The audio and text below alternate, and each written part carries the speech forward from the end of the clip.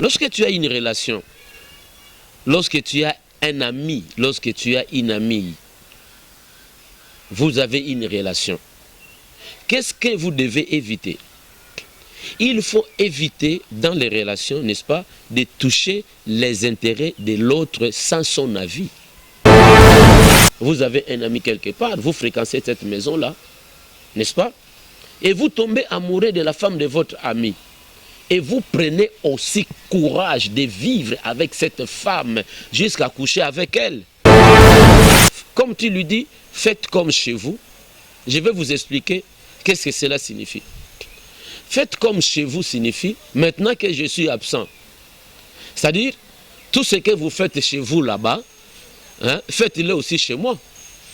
Alors, comme vous jouez avec votre femme, jouez aussi avec ma femme. Chaque homme sur la terre est responsable. Chaque homme sur la terre a l'autorité, il a le pouvoir de faire tout ce qu'il veut dans sa maison, parce que c'est sa maison. Parce que c'est sa maison. S'il peut prendre même le réchaud qui est dans la cuisine, l'amener sur le salon et mettre ça sur la table dans son salon, même si cela ne se fait pas, mais il peut toutefois dire que c'est ma maison, je suis libre de faire ce que je veux. Mais il ne peut pas faire ça chez l'ami. Vous voyez? Donc tu ne peux pas recevoir un ami chez toi lui disant « faites comme chez vous ». Non. Mes bien-aimés dans le Seigneur, vous qui avez l'habitude de nous suivre chaque fois à la voix céleste, et la voix céleste est dirigée par notre frère Alvin qui nous donne des opportunités pour partager avec vous la parole de Dieu. Que Dieu vous bénisse. La fois passée, j'étais en train de parler sur la relation entre Abraham et Lot.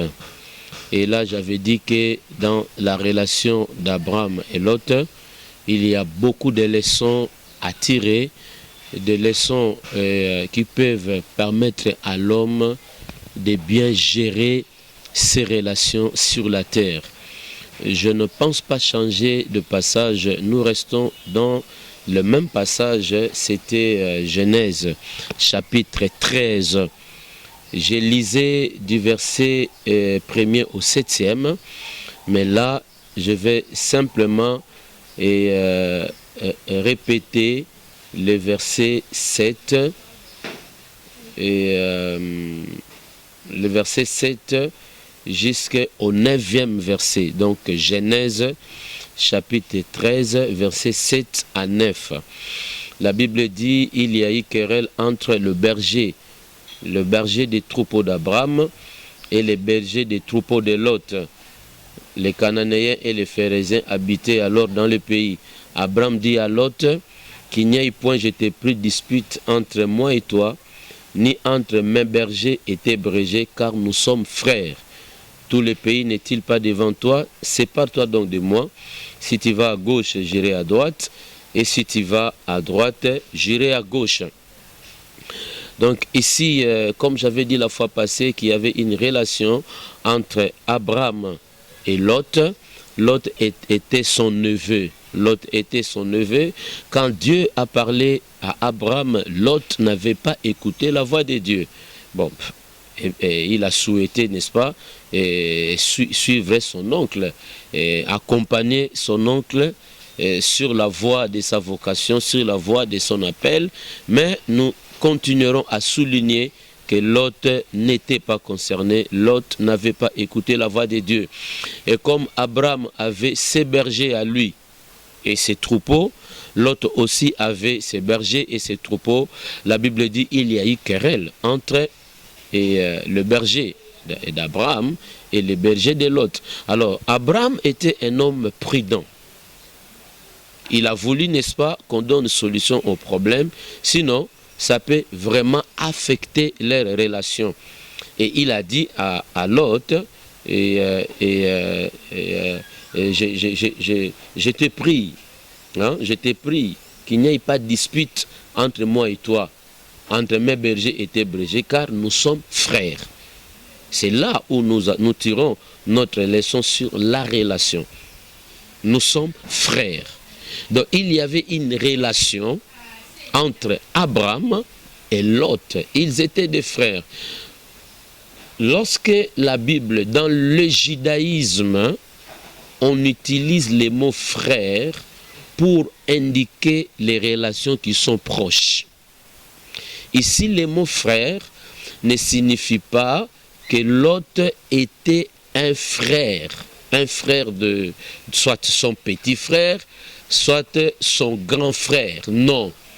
Le mot frère est utilisé dans le judaïsme, on appelle cela hébraïsme. Quand on utilise les mots frère, c'est pour montrer les relations qui sont proches. Mais en réalité, Lot était son neveu et Abraham était son oncle paternel. Alors il a suggéré à son neveu Lot, lui disant: le pays est devant toi, sépare-toi donc de moi, choisis. Si toi tu vas à gauche, j'irai à droite. Et si tu vas à droite, j'irai à gauche. Donc ici, nous comprenons qu'Abraham voulait se séparer de son neveu, mais dans la paix. Et ce qui prouve que la séparation était quelque chose qui s'est opéré dans la paix, c'est quand l'histoire va continuer. Lorsque Lot va se retrouver, n'est-ce pas, en Sodome, et quand Dieu a décidé de détruire Sodome, vous trouverez Abraham en train d'intercéder pour son neveu. C'est, n'est-ce pas, qui nous convainc que la séparation, n'est-ce pas, ils avaient bien géré cette séparation. Ce n'était pas dans la haine, mais c'était le fait simplement de gérer l'avenir. On se sépare aujourd'hui parce qu'il y a dispute entre nos bergers, et demain, n'est-ce pas, nous pouvons toujours vivre ensemble. Alors, mes bien-aimés, il y a beaucoup de gens qui vivent sur la terre qui ne savent pas gérer les relations. Vous allez trouver que des gens étaient des amis aujourd'hui, mais demain, ils sont devenus des ennemis. Pourquoi? Parce que beaucoup de gens vivent sur la terre, mais ils ont la difficulté de gérer les amitiés, de gérer les relations. Or, les relations sont capitales dans la vie. Parce que j'ai toujours une philosophie que je prône: Dieu bénit l'homme par l'homme, Dieu guérit l'homme par l'homme. Si Dieu veut me bénir, il va utiliser un homme. Si Dieu veut me guérir, il va utiliser un homme. Bon, je sais que Dieu est capable d'intervenir directement dans la vie de quelqu'un et opérer. Mais quand nous lisons la Bible, nous trouvons que Dieu choisit, il choisit la voie, n'est-ce pas, la voie de l'homme. L'homme est choisi comme un collaborateur de l'homme, non, un collaborateur de Dieu. Il passe par l'homme pour guérir l'homme. Et d'ailleurs, pour sauver le monde, Dieu s'est fait un homme. Alors, mes bien-aimés dans le Seigneur, si vous avez une relation, vous devez bien la gérer. Alors là, je voudrais dire quelque chose. Je voudrais d'abord dire ce qu'il faut éviter, n'est-ce pas, dans les relations. Lorsque tu as une relation, lorsque tu as un ami, lorsque tu as une amie, vous avez une relation. Qu'est-ce que vous devez éviter? Il faut éviter dans les relations, n'est-ce pas, de toucher les intérêts de l'autre sans son avis. Ça va détruire, n'est-ce pas, ça va détruire vos relations. Tu ne peux pas toucher les intérêts de ton ami sans son avis. Et c'est ce que beaucoup de gens ignorent. Il est ton ami, il est ton camarade, vous dormez ensemble, vous vivez ensemble. Mais il y a ses intérêts personnels, n'est-ce pas? Et cela est vice-versa, que l'autre ne peut pas toucher sans l'avis de l'autre. Ça, c'est très important. Vous verrez même dans les relations internationales entre les nations, aucune nation, n'est-ce pas, aucune nation ne peut dépasser les frontières pour pénétrer dans la nation voisine sans autorisation de celle-ci. Sinon, on parlera de l'agression.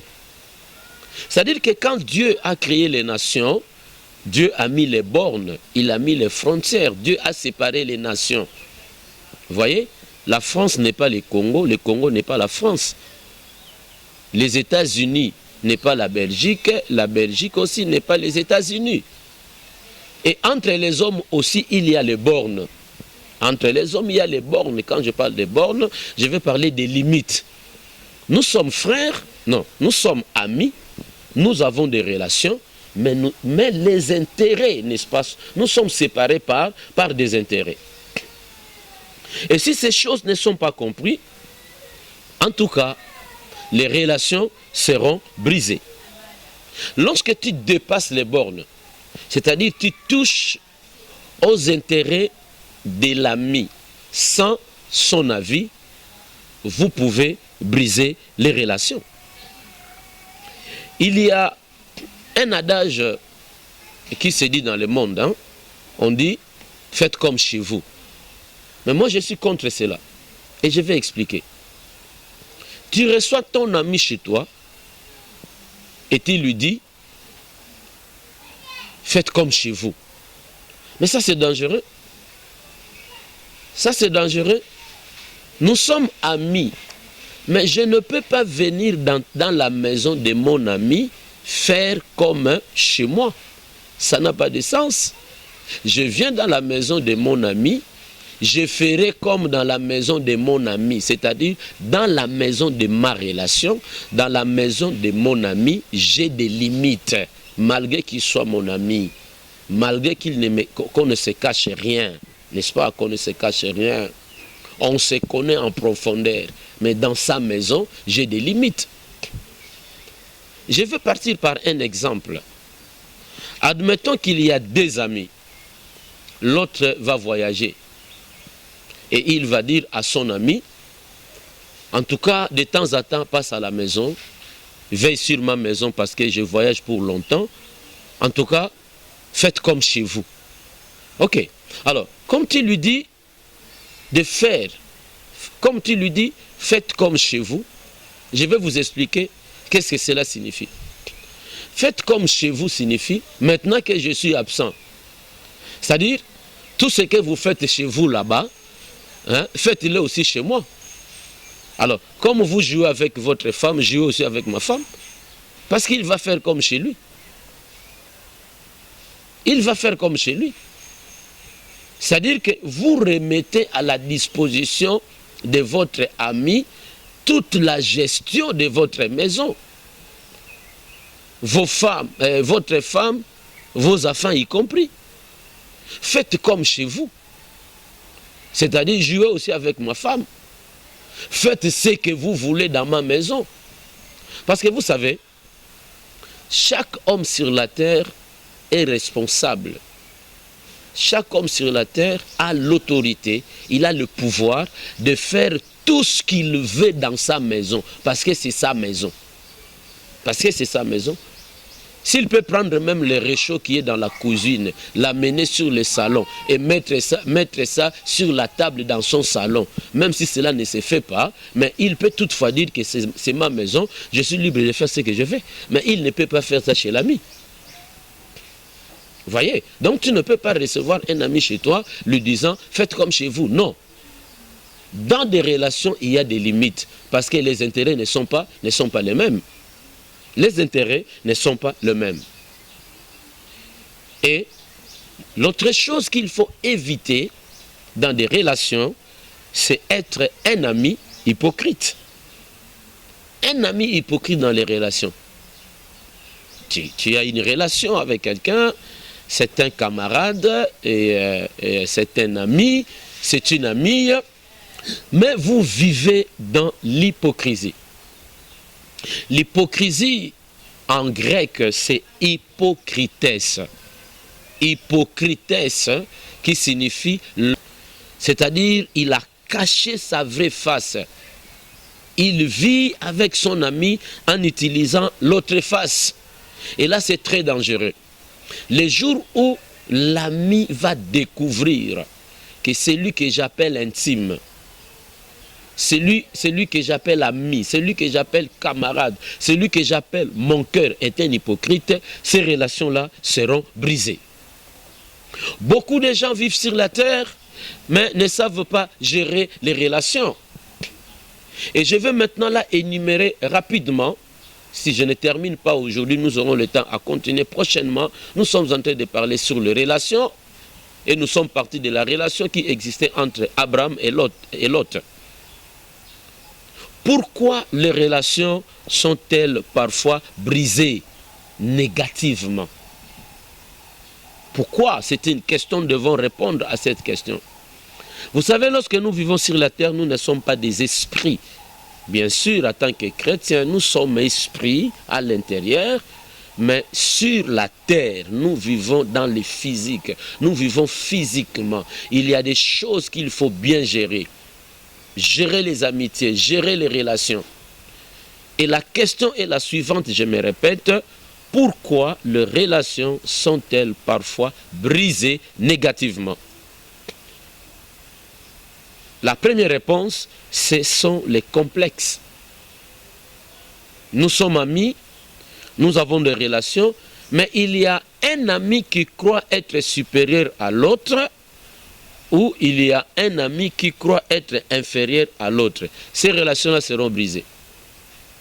Ces relations-là seront brisées.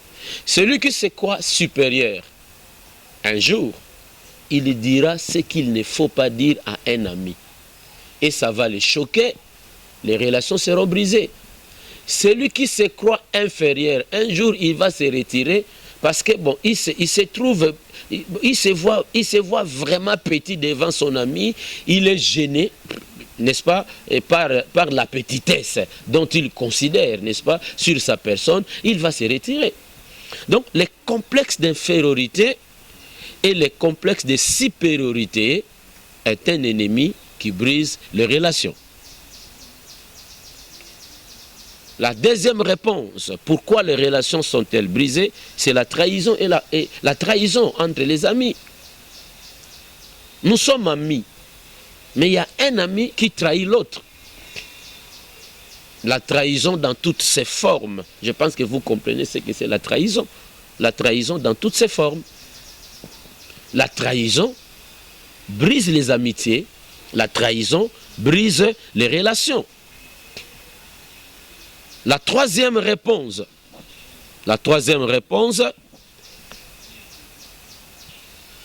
qui fait que les relations soient brisées. Nous sommes des amis. Vous êtes des amis. Vous avez une relation d'amitié. Mais il y a un ami qui tombe amoureux de la femme de son ami. Ou une femme qui tombe amoureux du mari de son ami. Ça va briser les relations. Vous voyez? Comment est-ce que vous allez gérer quelque chose comme ça? Et ce sont des choses que nous vivons aujourd'hui. Nous vivons aujourd'hui. Vous avez un ami quelque part, vous fréquentez cette maison-là, n'est-ce pas? Et vous tombez amoureux de la femme de votre ami. Et vous prenez aussi courage de vivre avec cette femme jusqu'à coucher avec elle. Quelle méchanceté, mon frère. Ça, c'est quelle méchanceté. Alors que vous aussi, vous avez une femme chez vous à la maison. N'est-ce pas? Vous avez une femme chez vous à la maison, une femme que vous gardez, une femme que vous semblez chérir, mais vous tombez amoureux, n'est-ce pas, de la femme de votre ami, ou encore c'est une femme qui tombe amoureuse, n'est-ce pas, du mari de son ami. Et ça, c'est grave. Et ce sont des choses que nous sommes en train de vivre. Ce sont des choses qui brisent les relations entre les hommes, les relations entre les femmes, les relations entre les jeunes. Tomber amoureux du mari ou de la femme de l'autre. La quatrième réponse, pourquoi les relations sont-elles brisées? C'est l'égoïsme. Nous sommes amis, n'est-ce pas? Vous vivez en amitié, vous avez des relations avec quelqu'un, mais vous ne considérez que vos propres intérêts. Vous ne considérez pas les intérêts de l'autre. Ce n'est pas ce que la Bible dit. Si vous lisez Philippiens chapitre 2, je pense, si je ne me trompe pas, La Bible nous recommande de considérer aussi les intérêts de l'autre. Ça s'appelle l'égoïsme. L'égoïsme. Nous sommes amis, mais je ne considère pas les intérêts de mon ami. Je ne vois que moi. Cet égoïsme-là, une fois constaté dans le chef de ton ami, ça va briser, n'est-ce pas, les relations. Et cinquième réponse, qu'est-ce qui brise les relations? Pourquoi les relations sont-elles brisées négativement? Bon, parfois c'est l'incompréhension simplement. On ne se comprend pas.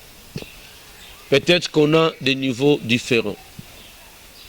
Ce que l'un dit, l'autre ne le maîtrise pas.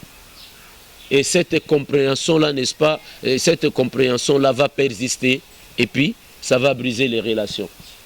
Peut-être que c'était une petite chose, hein, mais parce qu'on ne se comprend pas. Parce qu'on ne se comprend pas. Cette incompréhension persiste et puis ça va briser les relations. Sixième réponse, pourquoi les relations sont-elles brisées parfois et négativement? C'est à cause de l'amour. L'amour intérêt, donc les Grecs appellent Eros. Eros, amour intérêt. Je l'aime parce qu'il me donne. Je l'aime parce qu'il me soutient. Lorsqu'il a l'argent, n'est-ce pas, bon, je l'aime parce qu'il a l'argent. Et quand il tombe en difficulté, je me retire. Je deviens rare dans sa maison. Ça, c'est pas le vrai amour. Ça, ce n'est pas la bonne manière de gérer la relation avec quelqu'un. Si j'ai une relation avec mon frère ou avec ma soeur, je vis avec lui, je suis avec lui, attaché avec lui dans le moment favorable ou pas. Mais cet amour appelé Eros, c'est un amour intérêt. Or, l'amour intérêt ne gardera pas à toujours les relations. Parce que l'autre va constater que mon ami s'accroche avec moi quand j'ai quelque chose à lui donner. Mon ami s'accroche avec moi, n'est-ce pas, quand ça marche dans ma vie. Mais quand je me retrouve dans des difficultés, je ne les sens pas autour de moi. Je ne le vois pas autour de moi. Alors il va comprendre que cette relation doit être brisée parce que mon ami m'aime avec intérêt. Amour Eros, qui est un faux amour, n'est-ce pas? Ça brise les relations. La septième réponse, et je vais me limiter là-bas pour aujourd'hui parce que il est question du temps. Et la septième réponse, pourquoi les relations sont-elles brisées?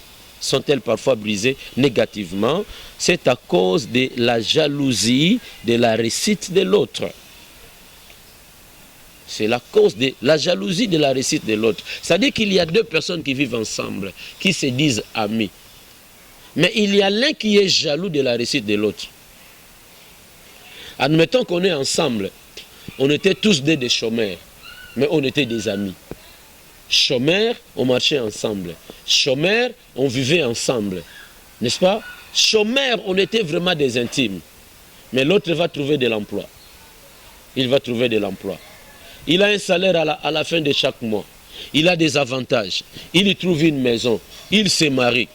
Au lieu que cette amitié-là, n'est-ce pas, continue, celui qui est resté dans le chômage-là, il devient jaloux de son ami. La relation-là sera brisée. Et ce sont des choses que nous vivons. C'est-à-dire qu'il y a des amis qui n'ont pas le cœur, n'est-ce pas, de supporter la bénédiction de l'autre. Il y a des gens comme ça.